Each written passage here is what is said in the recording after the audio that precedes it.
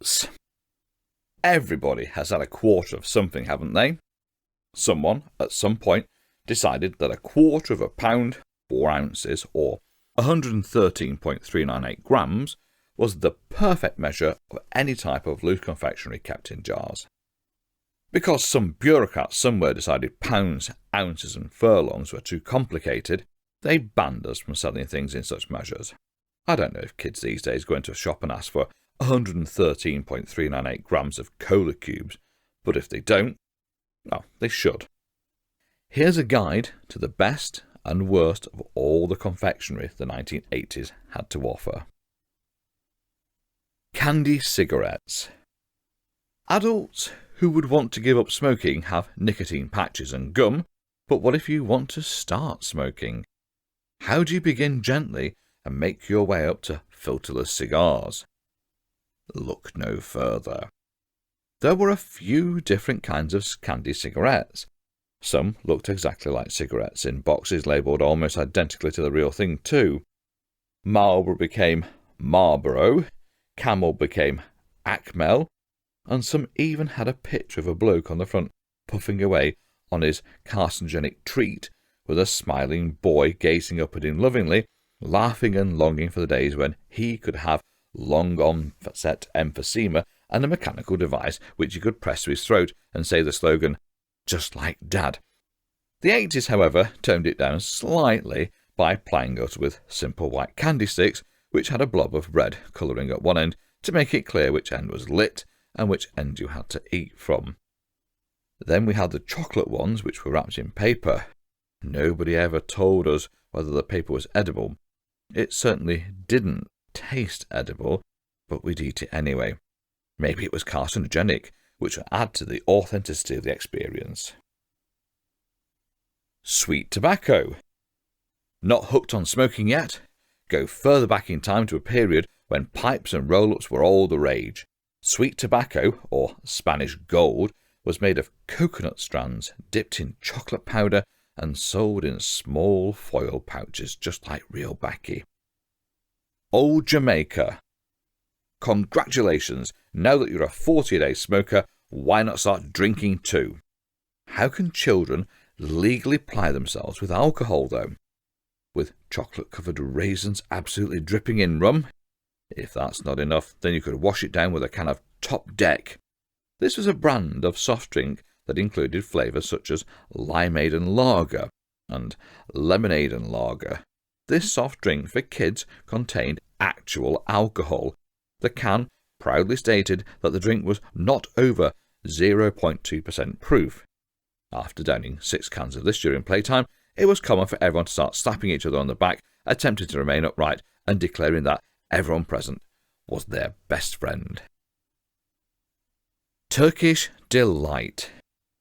What exactly was this abomination? If you're one of the weirdos who actually likes Turkish Delight, please stop listening to this book and never return. The worst kind of Turkish Delight was the one covered in dust, probably icing sugar, trying to disguise the jellied wasp stings beneath it. At least the chocolate-covered one masked the horror of what it contained, slightly. The thing that makes The Lion, the Witch and the Wardrobe so outlandishly implausible and far-fetched is the fact that Edmund asks the witch for more Turkish Delight.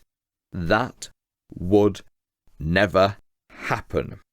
However, being met in a forest by a fawn is highly probable in comparison.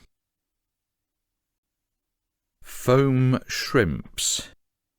Only in the nightmares of Tim Burton has anything so foul existed. Not only were they a frightening shade of pink, but they had an embossed impression of a dead shrimp printed into them. This, however, wasn't deemed disgusting enough, so the manufacturers decided to make them out of packing material, or possibly asbestos. These were on sale for a great number of years, which means that someone was eating them. Who was eating them? And their sister product, the foam bananas. They were even worse, and I think I'm right in saying there was also a product made of the same foam stuff which looked like a set of false teeth. This only supports the theory that kids will eat anything. Bogies, earwax, that stuff you find in your belly button.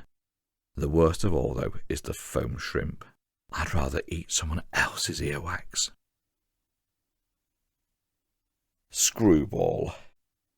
All of the sweets mentioned so far are riddled with memories of childhood, but in the harsh spotlight of adulthood, the products themselves are actually a bit scary.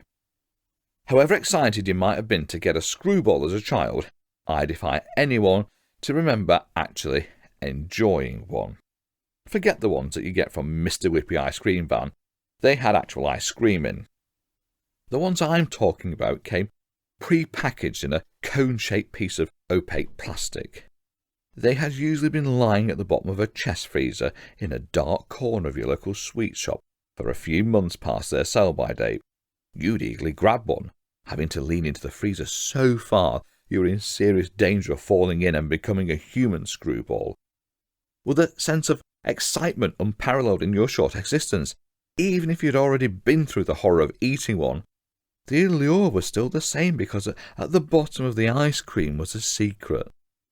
A tempting, cheeky secret. A bubblegum ball which was frozen solid. A screwball would cost you your entire week's pocket money, so that it also held the same prestige as a pair of Dunlop trainers do these days. They used to be a laughingstock in the 80s, being the cheapest of all the branded trainers, and to make it through an entire day at school in a pair of Dunlop trainers without being given a purple nurple was an achievement. Dunlop then slapped a £70 price tag on their trainers. All of a sudden, they're prestigious and cool, and everyone is wearing them with normal coloured nurples. My point being that the 10p price tag of a screwball elevated it into the elite of all confectionery, and therefore, like caviar or foie de gras, you were never allowed to admit that they were disgusting.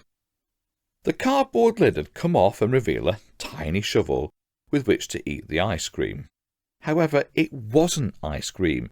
It was curdled milk, which tasted like a blended woodlice milkshake, the likes of which wouldn't even be offered on I'm a Celebrity, Get Me Out of Here.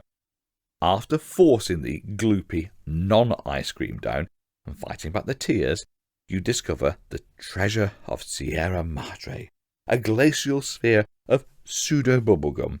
Once you've managed to warm the bubblegum up to mouth temperature, you still crack a molar on the outer shell. Should you manage to make it pliable enough to chew, blowing a bubble with what now resembled crab paste was impossible. My advice, save your money, then buy up a pack of Hubba Bubba and stick it in a Viennetta.